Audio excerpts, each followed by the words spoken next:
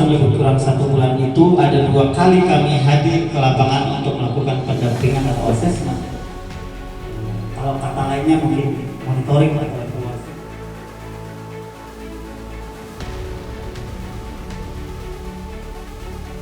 Kemudian kuota yang saya berikan, ini yang kami tangkap dari kita, dan itu setengah juga yang Jawa, itu juga cuma setengah juga yang akan jalan.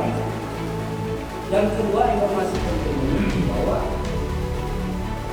yang kalau yang tiga, rupanya setelah masuk orang lain, terkunci. Adalah ada 2 kuota lagi. Seperti itu.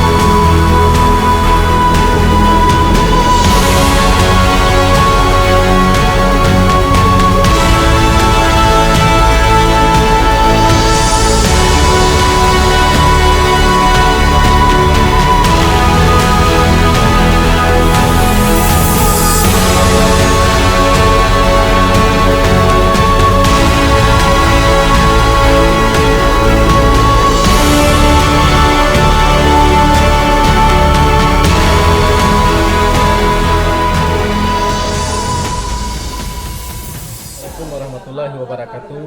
Terima kasih kepada Dinas Pendidikan Kabupaten Simalungun dan ITK Dinas Pendidikan Kabupaten Simalungun yang sudah melaksanakan monitoring dan verifikasi dalam rangka pelaksanaan rencana pengembangan sekolah atau RPS